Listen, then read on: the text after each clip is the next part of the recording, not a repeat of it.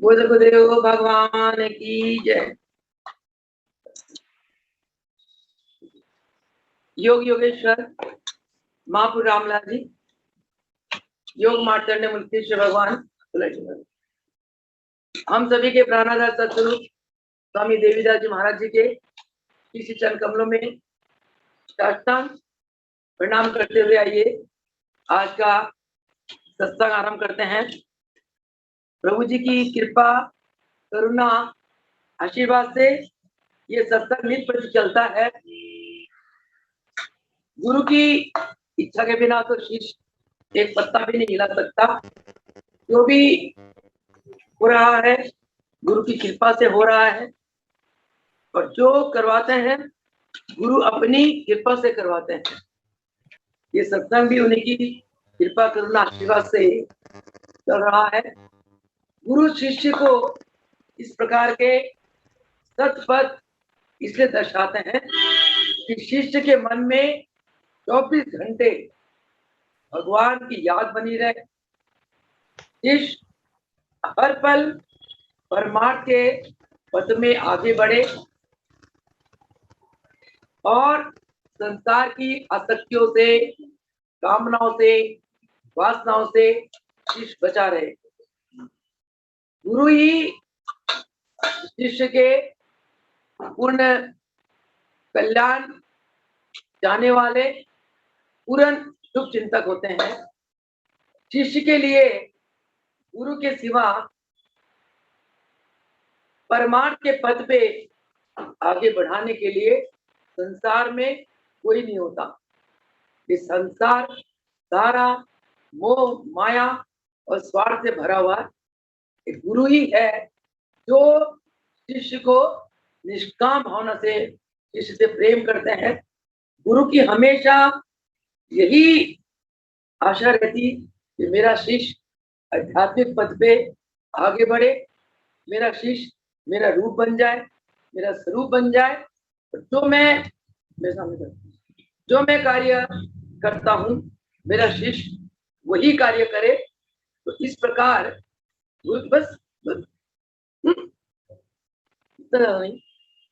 इस प्रकार गुरु के हृदय में शिष्य के लिए भावना बनी रहती है। इसलिए संत कबीर जी कहते हैं, गुरु गोविंद दो खड़े काके लाके पाए, बलिहारी गुरु आपने जिन गोविंद दियो मिलाए। कि गुरु शिष्य को गोविंद से मिलाते हैं, और जब शिष्य को गोविंद के दर्शन हो जाते हैं, फिर शिष्य का क्या धर्म है कि गोविंद को प्रथम प्रणाम ना करके शिष्य गुरुदेव को प्रणाम करे। जैसे हम महाप्रभु रामलाल जी की खूब पूजा करते हैं, खूब आरती करते हैं, इनके नाम का चालीसा का पाठ करते हैं, इनके नाम का अष्टोत्री पढ़ते हैं, इनकी जीवन की गाथाएं पढ़ते हैं, और हम इनकी महिमा सुन सुन के गदगद हो जाते हैं। उसी प्रकार मुल्केश्वर भगवान की जो पावन जीवन चरित्र हम पढ़ते हैं, जो योग के साक्षात्कार में लिखा है, हमें कितना आनंद आता है। और हमें रामलाल मुलकराज प्रभु दोनों साक्षात परम परमेश्वर नजर आते हैं। ये साक्षात परम ब्रह्म परमेश्वर के ये अवतार है। ये हमारे हृदय में जो प्रभु जी के प्रति इतने महान एक ईश्वरीय भाव भरा, किसने भरा? हमने तो रामलाल प्रभु जी को नहीं देखा, मुल्केश्वर भगवान को नहीं देखा, हमने तो सिर्फ देवीदास प्रभु जी को देखा। उन्होंने हमारे अंदर एक भावना कर दी कि बेटा, जो मेरे अंदर ईश्वरीय शक्तियां हैं वो मेरे गुरुदेव दादा गुरुदेव के दिए हुए। तो जब हमें महाराज जी अपना ईश्वरीय स्वरूप का ध्यान दे देते हैं कि महाराज जी भगवान है, तो जो महाराज जी के गुरु वही भगवान होंगे, उनके गुरु वही भगवान होंगे। यानी कि गुरु अपने जीवन के आदर्शों के द्वारा, अपने ईश्वरीय शक्ति के द्वारा शिष्य को अपना ईश्वरीय स्वरूप दर्शाते हैं और हमारे गुरुदेव के जो गुरु है, जो दादा गुरु है, उनके प्रति शिष्य के हृदय में ईश्वरीय भाव पैदा कर देते हैं। मानो महाराज जी की कृपा और आशीर्वाद से अबे रामलाल प्रभु मुलखराय प्रभु के दर्शन हो जाते हैं। महाराज जी विराजमान है। आप प्रथम प्रणाम किसको करोगे? किसको करोगे? प्रथम प्रणाम आप गुरुदेव को करोगे। मैं जब मंदिर में स्नान करा के तिलक लगाती हूँ, सबसे पहला तिलक मैं गुरुदेव को लगाती हूँ। उनके कारण तो मुझे मुलकेश्वर भगवान मिले, मुझे रामलाल प्रभु जी मिले। रामलाल प्रभु जी, मुलकेश्वर भगवान मेरे सारे कार्य संभालते हैं। उनकी कृपा बरसती है, उनका कार्य हम करते हैं, उनके योग के ज्ञान को प्रचार प्रसार करते हैं। ये सब मुझको किसने दिया? मेरे गुरु ने दिया। इसलिए शिष्य वही है तो गुरु के प्रति अथाह श्रद्धा, आस्था और प्रेम रखे, गुरु को हर पल ईश्वरीय रूप जाने। तब गुरु गीता में भी भगवान शंकर ने माँ पार्वती को कहा कि जो गुरुदेव ब्रह्म सम जाने, सर्व रूप गुरु बर पहचाने। जो गुरुदेव ब्रह्म सम जाने, सर्व रूप गुरुदेव बर पहचाने। ऐसे गुरु की कृपा है प्यारी, ऐसे प्रश्न करे उपकारी। धन है जो गुरु सेवा करते, गुरु चरणों में निज सिर धरते। उनका जन्म सार्थक जानो, कुल उद्धारक उनको मानो। ईश्वर सम गुरुदेव है उनको, धन धन कहती शुद्धि इनको। तो ये गुरु गीता में लिखा हुआ है। जो गुरु गीता हमारे मुलकेश्वर भगवान ने बेशक कवि के द्वारा रचित करी, उस गुरु गीता में लिखा हुआ है, वहाँ गुरु की ऐसी महिमा का गायन किया हुआ है। तो आज का जो सत्संग है, आज के सत्संग में महाराज जी ने जो हमारे जो प्रेरणा दे रहे हैं क्या प्रेरणा दे रहे हैं कि हम, ये तो हमें पता चल गया कि गुरु के बिना जीव का कोई अस्तित्व नहीं। गुरु के बिना जीव भगवान के दर्शन नहीं कर सकता, ना ही भगवान को पा सकता है। गुरु के बिना जीव अधूरा है। एक कवि ने कहा, गुरु की शरण बिना हर इंसान अधूरा। तो ये तो हमें ज्ञात हो गया कि गुरु जीवन में अत्यंत आवश्यक है। गुरु के बिना जीव भटकता है, क्योंकि गुरु के बिना जीव मनमुख होकर अहंकार के घोड़े में लादा रहता है। भगवान को अहंकार बिल्कुल पसंद नहीं। जीव का अहंकार का भोजन कौन करता है? भगवान करते, सदगुरु भगवान करते। प्रभु जी ने मुझे खुद कहा, बेटा तू क्या मेरे को इतना संसारी चीजें चढ़ाती रहती है, कहीं पैसा, कहीं फल, कहीं वस्त्र, कहते इनसे मैं नहीं रिझता। तेरे पास समय है तो मुझको दे दे, सेवा कर, मेरी बन जा और मेरे सब कुछ ले जा। मुझे सब कुछ नहीं चाहिए, मुझे तो अपना अहम दे दे, अपना अहम दे दे, अपना समय दे दे। मुझे समझ ही नहीं पड़ी अहम दे दे ये क्या होता है। समझ तो समझ पड़ गई कि चलो कॉलेज की नौकरी, यूनिवर्सिटी की पढ़ाई के अलावा जितना समय मेरे पास बचे, मैंने सेवा करना है। सेवा के पीछे मैं गृहस्थ जीवन भी नहीं लूंगी, मैंने ये भी सोच लिया, क्योंकि गृहस्थ जीवन में बड़ा जंजाल, और गृहस्थ जीवन से निकलकर गुरु की सेवा में आगे आना बहुत मुश्किल है। गृहस्थ जीवन का जो बंधन है वो हमारे पैरों में मोटी मोटी बेड़ी बनकर हमारे पैरों को बांधे रखती है, निकलने नहीं देती। ये तो संकल्प कर लिया, ठीक है प्रभु ये जीवन आपके चरणों में समर्पित हो जाएगा, परंतु अपना अहम दे दे ये क्या होता है, ये नहीं समझ पड़ी। गुरुदेव ने धीरे धीरे समझाया, जैसे कृपा करते गए, ये एहसास कराते गए जो तेरे अंदर एक शक्ति बैठी है वो मैं हूँ। तू कुछ नहीं है, तू कुछ नहीं कर सकती। आज एक संत यहाँ रोज आते हैं योग करने के लिए, उनको थोड़ा सा दिमागी स्ट्रेस ज्यादा बढ़ गया था, तो डिप्रेशन में जा रहे थे। यहाँ आ रहे हैं 15-20 दिन से, बहुत आराम है, बहुत आराम है। जब मुझे मिलते हैं मेरी क्लास के बाद, तो मुझे हमेशा जय श्री सत्यनारायण बोलते हैं, मैं बोलती हूँ। मैंने आज पूछा, महात्मा जी आप कैसे हैं? कहते हैं प्रभु जी के आशीर्वाद है, आपका भी आशीर्वाद है।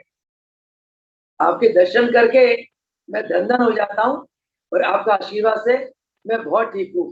मैंने कहा महात्मा जी मैं तो हुई नहीं। वो चौंक गया, मेरे को देखने लगा।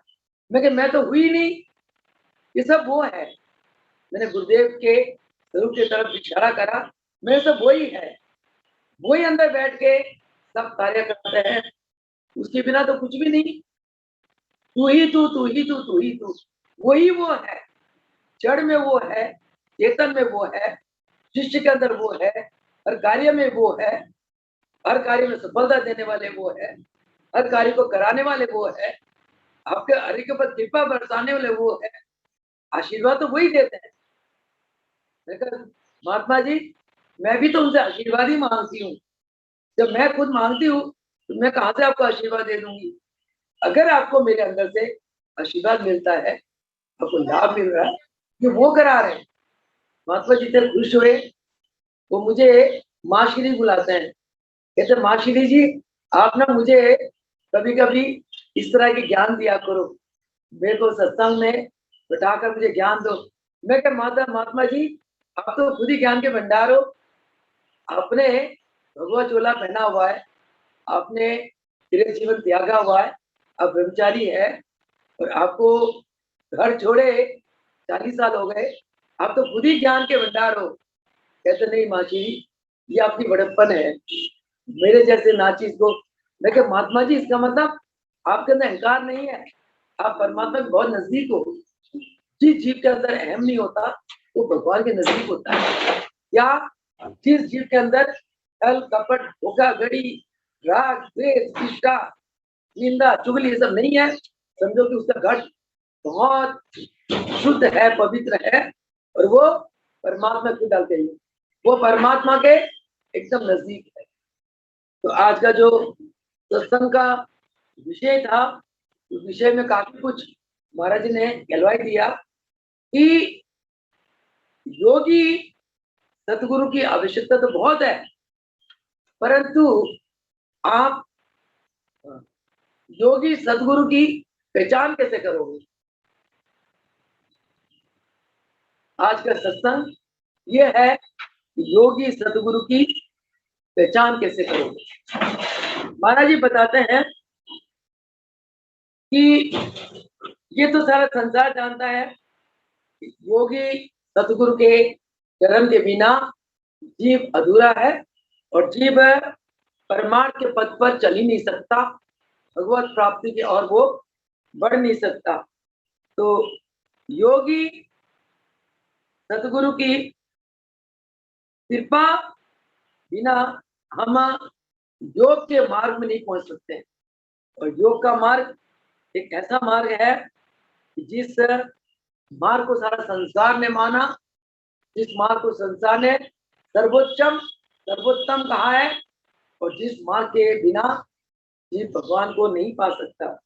तो ऐसी मार्ग को पाकर, यानी कि मानव जीवन का जो चरम ध्येय है क्या? ईश्वर प्राप्ति। इसके लिए योग जैसे एक उत्तम मार्ग हम गुरु के शरण में आए बिना नहीं प्राप्त कर सकते।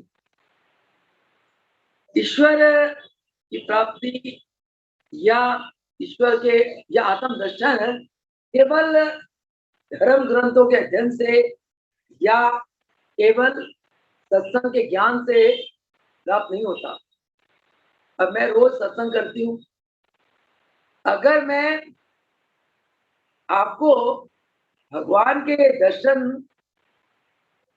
का अनुभूति नहीं करा सकती हूँ तो मेरे सत्संग का कोई लाभ नहीं।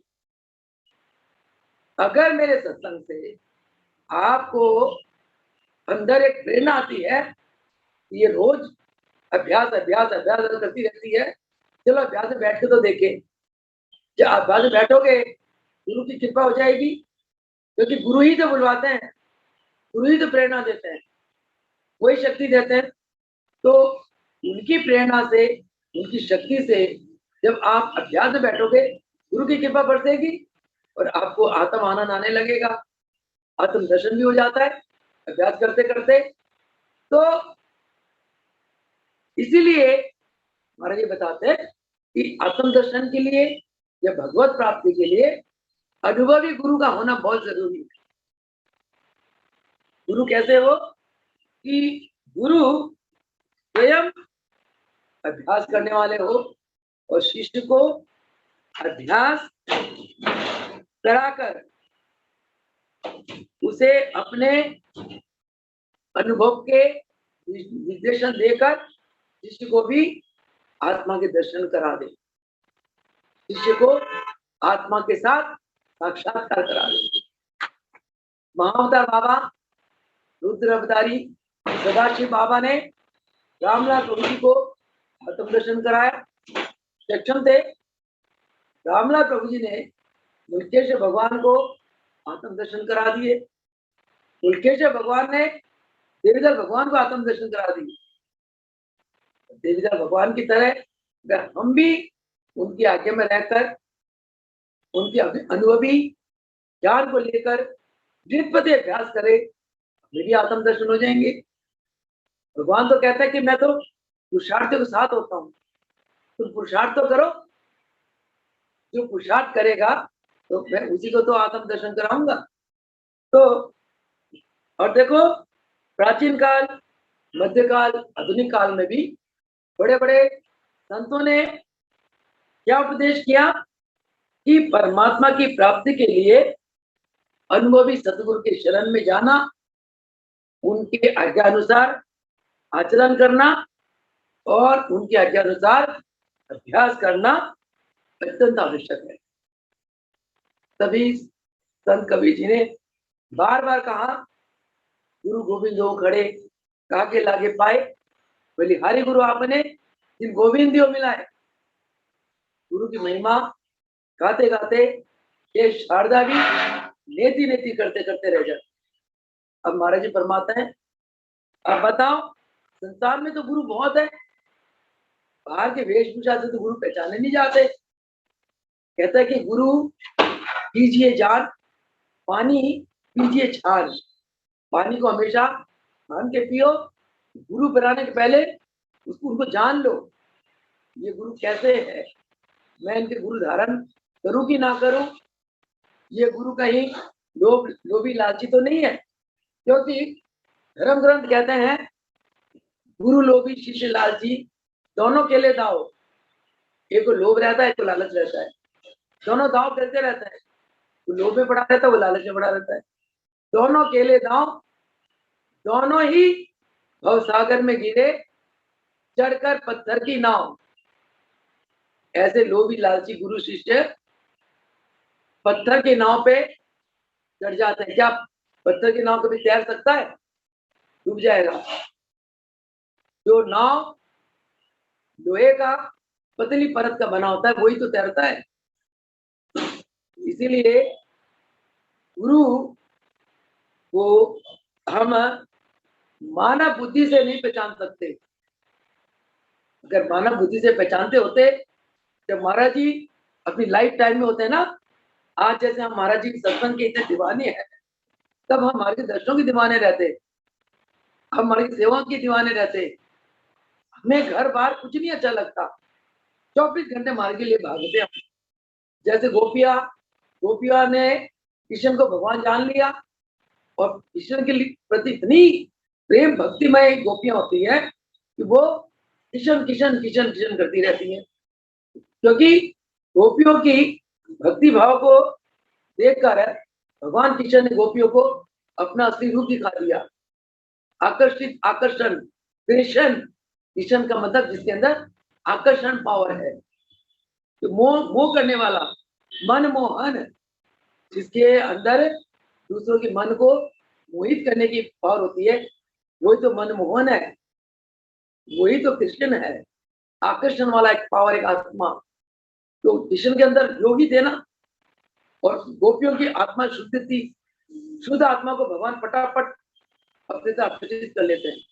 गोपियों को आकर्षित कर दिया, गोपियां 24 घंटे किशन किशन किशन किशन, उनके सिवा उनको कुछ नजर नहीं आता था।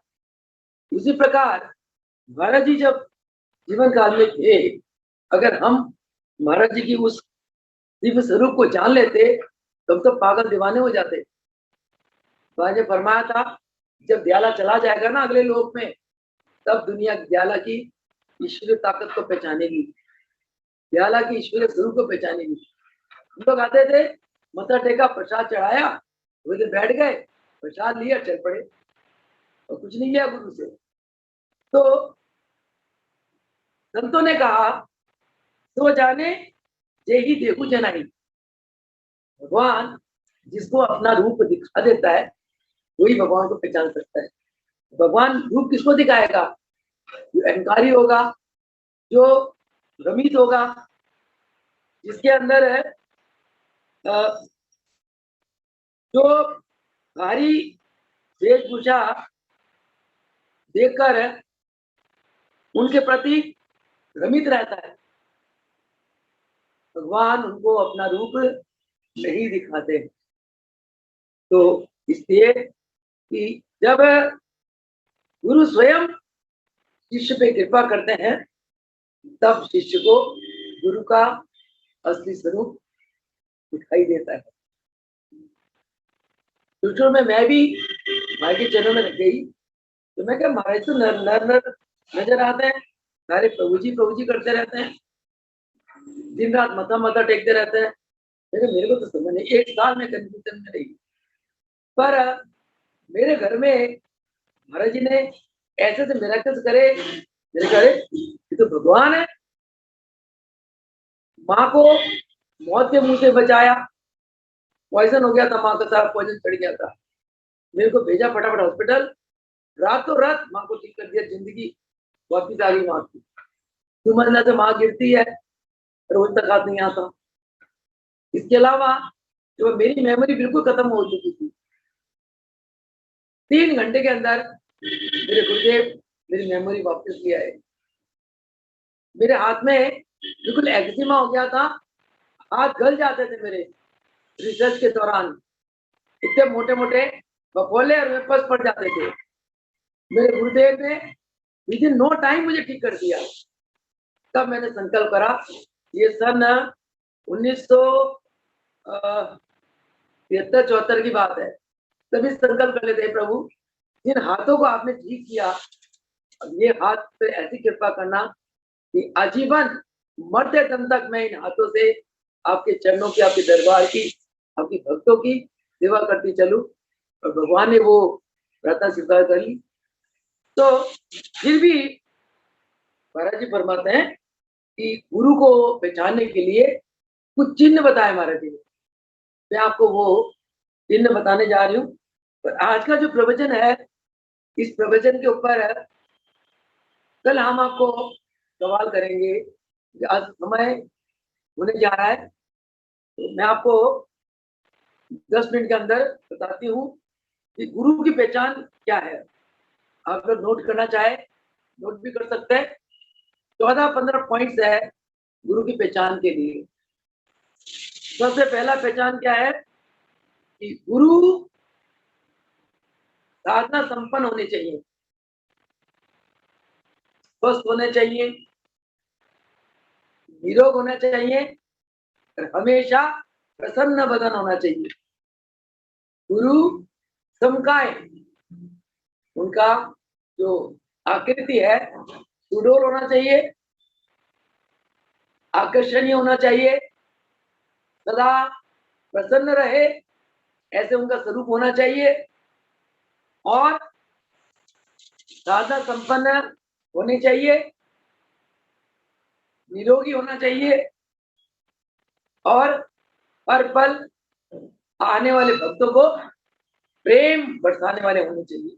ये पहला पहचान है। ये सारे गुण हमारे गुरुदेव में है। आप लोगों ने पाया, मैंने पाया, दूसरा है उनका आहार, व्यवहार और आचरण। आहार, व्यवहार, आचरण तीनों सात्विक होना चाहिए। आहार, व्यवहार, आचरण तीनों सात्विक होने चाहिए, परोपकारी होना चाहिए और निष्कामी होना चाहिए। गुरु, जब आप गुरु के चरणों में जाते हो, गुरु के अंदर कोई कामना नहीं होना चाहिए।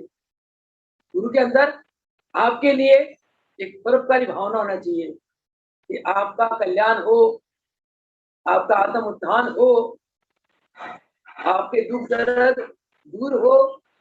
ऐसे उनके अंदर आचरण और उनका व्यवहार ऐसा होना चाहिए।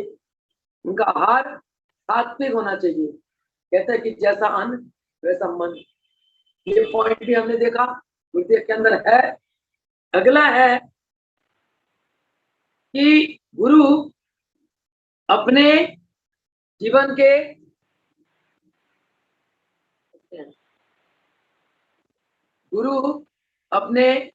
जीवन के आदर्शों से समाज को पथ प्रदर्शित करे।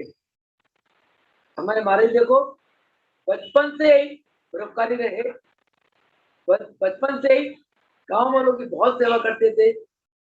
3 दिन 3 रात तक रामचरितमानस का पाठ करते थे, तो गांव वालों को भी कराते थे। रोज शाम को सत्संग करते थे महाराज जी। और महाराज जी ने वहाँ गांव खानेवाल दीवान हवेली में लाहौर में एक सत्संग का ग्रुप बनाया हुआ था। सत्संग बहुत सेवा करते थे। एक बार गांव में पानी नहीं था तो उन्होंने कुआं खुदवा दिए, पानी के लिए तालाब।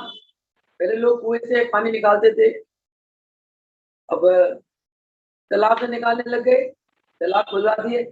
बहुत परोपकार किया करी महाराज जी ने।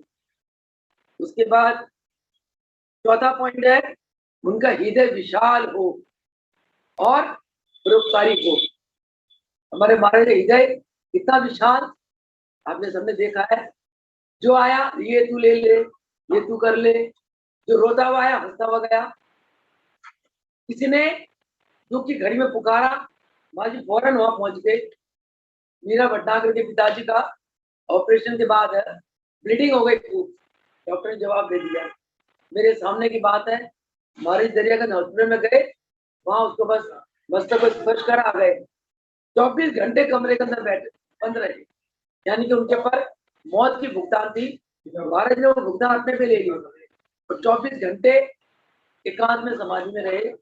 अगले दिन सुबह निकले, उधर मीरा भटनागर के पिताजी रामस्वरूप भटनागर वो बिल्कुल ठीक हो गए। तो ऐसा गुरु परोपकारी है, सुहृदय, हर एक को के प्रति अपना भाव रखना, अपनापन।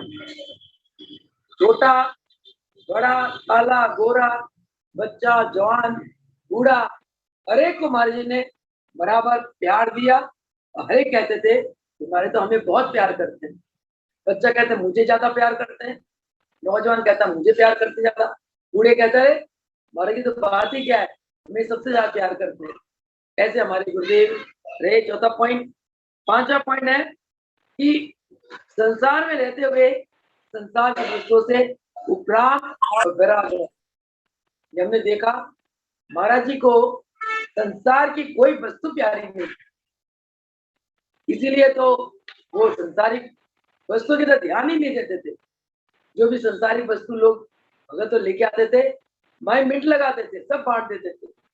और तो और के मैंने अगर किसी ने सोना चढ़ाया महाराज जी को, वही बांट दिया। पैसे की गड्डी चढ़ाई, वो बांट दिया। बांटते ही चले गए महाराज जी। महाराज जी को संसार से बिल्कुल डिटैचमेंट में थे।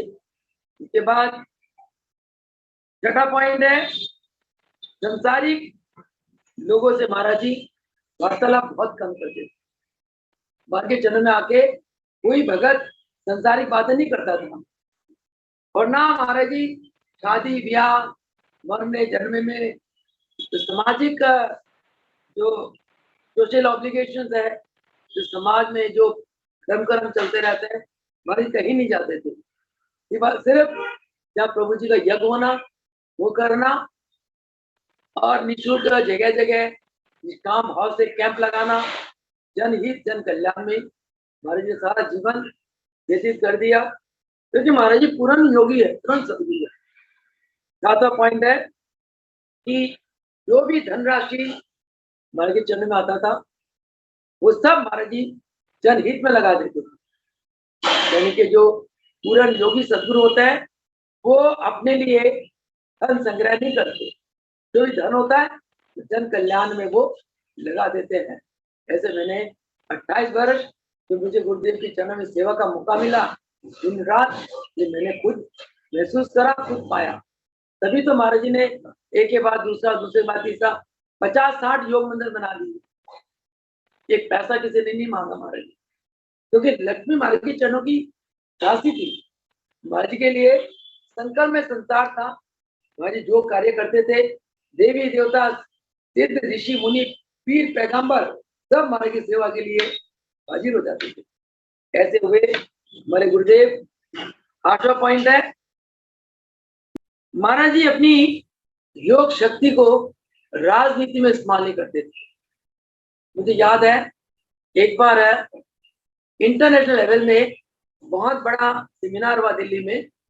उस सेमिनार में पूरे वर्ल्ड के बहुत बड़े बड़े धुरंधर योगी आए, परंतु महाराज जी को बहुत मतलब योग अभ्यास आश्रम कनकल हरिद्वार वाले सदगुरु उस समय मुल्केश्वर भगवान विराजमान थे, और उनकी टीम को केवल 15 मिनट मिला, बाकियों को आधा घंटा, पौना घंटा मिला।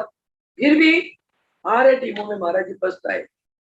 इस समय नेहरू भारत के प्रधानमंत्री थे। नेहरू ने चाहा महाराज जी को भारत सरकार की सेवा में लेना, परंतु महाराज जी ने इस आग्रह को नकार दिया। महाराज जी ने उनको ये कहा, वो ब्रिज किशन चांदीवाला जो उस समय कन्वीनर थे भारत सेवक समाज के, उनको ये कहा आप मेरे गुरुदेव से बात करें। जब मुल्केश्वर भगवान से प्रार्थना करने गए, ये जो आपका योगी बच्चा है, नेहरू जी चाहते हैं कि इनको अपने भारत सरकार में ले ले हम, और इनके द्वारा पूरे भारत में योग का प्रचार प्रसार कराए। प्रभु जी ने ये कहा कि मेरे पास तो ये एक ही लाल है, जिसके द्वारा मैंने संसार में योग के प्रकाश को चारों तरफ फैलाना है। तो यानी कि महाराज जी या प्रभु जी योग शक्ति को कभी भी राजनीतिक कार्यों में प्रयोग नहीं करते थे। इसके बाद 9वां पॉइंट है, योगी सदगुरु का व्यवहार मन वचन कर्म से एक होना चाहिए। मैंने बहुत बार बहुत दृष्टांतों में महसूस किया कि महाराज जी जो विचारते थे वही कहते थे, जो कहते थे वही करते थे। हमें खुद उपदेश करते थे, बेटा बच्चा वही है, उनका प्यारा वही है जो एक तो तन मन धन से आत्मसमर्पण भाव से निष्काम भावना से गुरु की सेवा करता हो, और मन वचन कर्म से एक हो। कहते जो बच्चे मन वचन कर्म से एक होते हैं वो बच्चे सतगुरु को, भगवान को बहुत प्यारे होते हैं। तो योगी सतगुरु का व्यवहार मन वचन कर्म से एक होना चाहिए। अगला पॉइंट है कि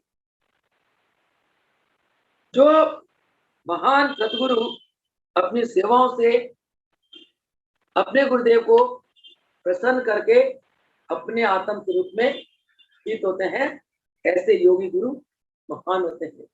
हमने जाना प्रभु जी के जीवन चरित्र में, महाराज जी के जीवन चरित्र में जब पढ़ते हैं कि किस प्रकार हमारे गुरुदेव अपने गुरु योग योगेश्वर दादा गुरुदेव मुल्केश्वर भगवान के सेवा के प्रति इतने ज्यादा समर्पित थे, और हर पल मुल्केश्वर भगवान हमारे महाराज जी के ऊपर प्रसन्नमय रहते थे, और प्रसन्नचित रहते हुए महाराज जी को उन्होंने बहुत वरदान दिए। बेटा तुम्हें हमने संसार समुद्र का मला बना दिया, जो तुम्हारे शरण में आएगा तुम उसको तारते चलोगे। दूसरा वरदान कि सारा संसार में समुद्र पवन की भांति तुम्हारी यश कीर्ति बढ़ेगी। परंतु हम महाप्रभु जी तुम्हारे दाएं बाएं अंगरक्षक बनकर तुम्हारी सेवा करेंगे। तीसरा वरदान, जो तुम्हारे शरण में आएगा तुम उसे आसानी से भवसागर से पार करते चलोगे। चौथा वरदान, 3 लोग का खजाना बेटा तुम्हारे मुट्ठी में दे दिया, तुम बांटते चलो, कभी खत्म नहीं होगा। इस प्रकार के वरदान हमारे महाराज जी ने अपने गुरुदेव से प्राप्त किए, क्योंकि जो मुखराज जी महाराज जी की सेवाओं पे, गुरु भक्ति पर, निष्कामता पर, आत्मसमर्पण भाव पर 24 घंटे प्रसन्न रहते थे। उसी प्रकार मुकेश्वर भगवान की भक्ति, निष्कामता, प्रेम और आस्था, विश्वास, आत्मसमर्पण को देकर वहां पर रामलाल जी मुकेश्वर भगवान के ऊपर 24 घंटे आत्म प्रसन्न रहते थे। और उन्हें तो ये वरदान दे गए, राजा जी उस साढ़े मालिक 24 घंटे आपके घर में रहकर संस्कारी आत्माओं का कल्याण करेंगे। ऐसा रामलाल प्रभु जी ने मुकेश्वर भगवान को वरद हस्त आशीर्वाद दे दिया। वही हमने सब कुछ देखा है। इसके अतिरिक्त योगी सदगुरु की पहचान और क्या है? बाल्यकाल से उनका जीवन योग, भक्ति, प्रेम, जन सेवा के प्रति समर्पित होना चाहिए। बाल्यकाल से ही योगी गुरु जो होते हैं उनके अंदर कौन से लक्षण होने चाहिए? उनके अंदर योग के प्रति आस्था, भक्ति उनके अंदर होना चाहिए, जन सेवा के प्रति प्रेम भाव होना चाहिए। यदि संसारिक कार्य व्यवहार के कारण वो जनता की सेवा नहीं भी कर पाए, फिर भी कुछ काल सदगुरु के चरणों में रहकर उनसे योग सीखकर और दूसरों को उनके आज्ञा के अनुसार दूसरे साधक को योग सिखाने की उनके अंदर योग्यता होनी चाहिए। ये योगी सदगुरु की पहचान है। अगला पहचान क्या है कि वेद शास्त्रों की मर्यादा अनुसार आने वाले भक्तों की पूर्व संस्कार को देखते हुए उनकी वृत्तियों को इष्ट में लगाना और धारणा ध्यान की शिक्षा और दीक्षा देना। वो तो हमने देखा ही है। महाराज जी ने हजारों भक्तों को योग की शिक्षा देकर सब मार्ग में, योग मार्ग में लगाया। इसके अलावा भगत समाज को दृष्टिपात, सदुपदेश, योग शक्ति संचार के द्वारा भगत समाज को और सागर से पार करने के एक क्षमता रखनी, ये योगी सदगुरु की पहचान है। योगी सदगुरु के अंदर उनके शरण में आने वाले भक्तों का कष्ट अपने पर लेकर उनके पर दृष्टिपात करके सदुपदेश के द्वारा, स्पर्श के द्वारा, योग शक्ति संचार के द्वारा उन्हें भवसागर से पार करने की क्षमता होना चाहिए। इसका अगला है, चौथा पॉइंट ये है कि जो भी श्रद्धालु भगत है उनके शरण में आते हैं, उन्हें योग विद्या का दान देकर, जो जिज्ञासु और श्रद्धालु भक्त समाज गुरु के शरण में आते हैं उन्हें गुरु योग विद्या का पूर्ण दान देकर अपने सरीखे बना लेते हैं। जिनके अंदर ऐसे गुण होते हैं वही योगी सदगुरु पूर्ण है। और ऐसे गुरु के हमें शरण लेना चाहिए और ऐसे गुरु चरणों से दीक्षा लेकर उनके आज्ञा में रहकर, उनके आदेश में रहकर, उनके आज्ञा अनुसार अभ्यास करके हमें परम पिता परमेश्वर की प्राप्ति की ओर आगे बढ़ना चाहिए। ऐसे गुरु की आज्ञा अनुसार आजीवन उनकी चरणों की सेवा, योग अभ्यास और ध्यान, ये हमें अपने जीवन में अपनाना चाहिए। तो इन लक्षण जो हमने अभी इतने लक्षण महाराज जी की कृपा से जाने, जिन सतगुरु के अंदर ये लक्षण होते हैं वो अपने शरण में आने वाले मुमुक्षुओं को सही पथ प्रदर्शित करके उनका जीवन धन बना लेते। परंतु सतगुरु को खोजने के लिए हमारे अंदर पूर्ण श्रद्धा चाहिए। धर्म ग्रंथ कहते हैं श्रद्धा इति लभ्यते, यानी कि जो श्रद्धावान होता है वही सदगुरु को प्राप्त करके चरम ध्येय को प्राप्त कर सकता है। नहीं तो कई श्रद्धालु भगत होते हैं, तर्क वितर्क उनके मन में होता है, वो दोष देखने वाली दृष्टि होती है, वो नास्तिक होते हैं, और ऐसे लोग पूर्ण और सच्चे सदगुरु को पहचान नहीं पाते। और ऐसे लोगों को गुरु अपना स्वरूप भी नहीं बता दिखाते।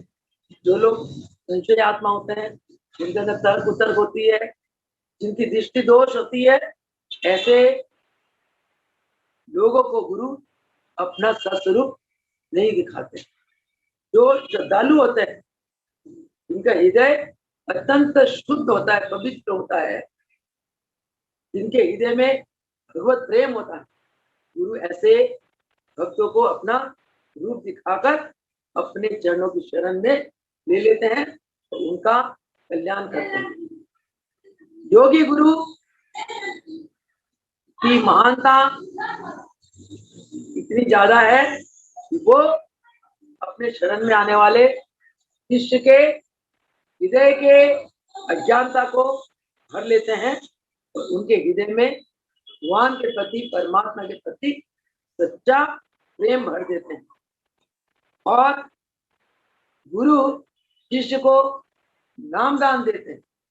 नामदान देकर शिष्य को यही आज्ञा देते हैं, बेटा 24 घंटे इस नाम का सिमरन करते रहो, जिससे कि हर पल हमारे अंदर प्रभु की याद बनी रहे तो तुम्हारा कल्याण होता चले।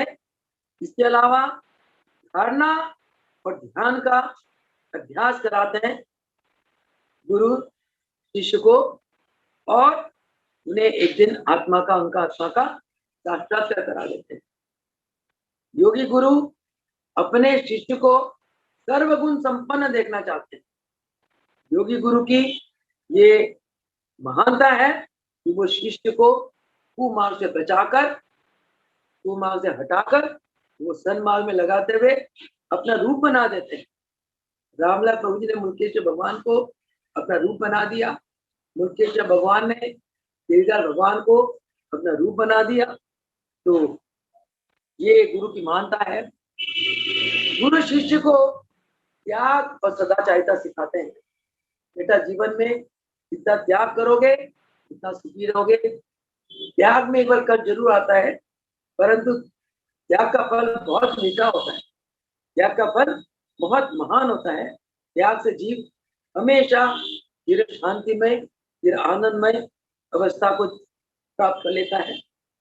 और गुरु शिष्य को इतना योग अभ्यास कराते हैं कि योग अभ्यास करा कराकर परमात्मा की प्राप्ति के पथ पर आड़ू रखते हुए एक दिन परमात्मा के दर्शन करा देते हैं। तो इसीलिए मंजिल दूर है अपनी, पहुंचे वही तो सदा ताजा दम हो। मंजिल बहुत दूर है, परंतु हमें अपना अभ्यास, अपना लगन, गुरु के प्रति आस्था, विश्वास, श्रद्धा, प्रेम वो नहीं खोना चाहिए, कम नहीं करना चाहिए। महाराज एक लोग बोलते हैं, निर्माण मोहा निसंग दोषा अध्यात्म नित्य विनिमित पामा। निर्माण मोहा निसंग दोषा अध्यात्म नित्य विनिमित पामा। गंधे विमुक्ता सुख दुख संगे गच्छन्ति मूढ़ा परम भयम तत्। गंधे विमुक्ता सुख दुख संगे गच्छन्ति मूढ़ा परम भयम तत्। इसका मतलब क्या है कि जिसका मान और मोह दोनों नष्ट हो गया है, इन्होंने आसक्ति रूप दोष को जीत लिया है, इनको परमात्मा के रूप में नित्य स्थिति है, और जिनको जिनकी कामनाएं पूरे रूप से नष्ट हो गई है, और जिन्होंने सुख दुख नामक द्वंद्व को जीत लिया है, वो विमुक्त ज्ञानी जन उस अविनाशी परम पद को प्राप्त कर लेते हैं, यानी कि परमात्मा को प्राप्त कर लेते हैं। ये केवल गुरु ही ऐसे महान कार्य, ऐसे महान कल्याण शिष्य का करते हैं। ऐसे गुरु धन्य है महाप्रभु रामलाल जी भगवान, धन्य है महाप्रभु मुलकराज भगवान, धन्य है महाप्रभु देवीलाल भगवान, धन्य है जिन्होंने अपनी कृपा करना आशीर्वाद से हम अबोध बच्चों को अपने चरणों में शरण दिया और दिन रात हमारे पर दया कर रहे हैं, हमारा कल्याण कर रहे हैं, हमें सन्मार्ग में रखा हुआ है और परम पिता परमेश्वर की प्राप्ति की तरफ हमारे नाथ जी हमें आगे ले जा रहे हैं। हमारा एक ही धर्म है, गुरु की निष्काम सेवा, उनकी भक्ति और उनके आज्ञा में रहना, उनके अनुशासन में रहना, उनके आज्ञा अनुसार नित्य प्रति योग अभ्यास करना और उन्हें प्रसन्न करना। इन्हीं शब्दों के साथ आज की सत्संग को विराम देंगे। वो सदगुरुदेव भगवान की बोले, योगेश्वर महापुर रामलाल जी की जय हो, योगेश्वर मुर्खेश्वर भगवान की जय हो, योगेश्वर देवीलाल भगवान की जय हो, सदगुरुदेव भगवान की।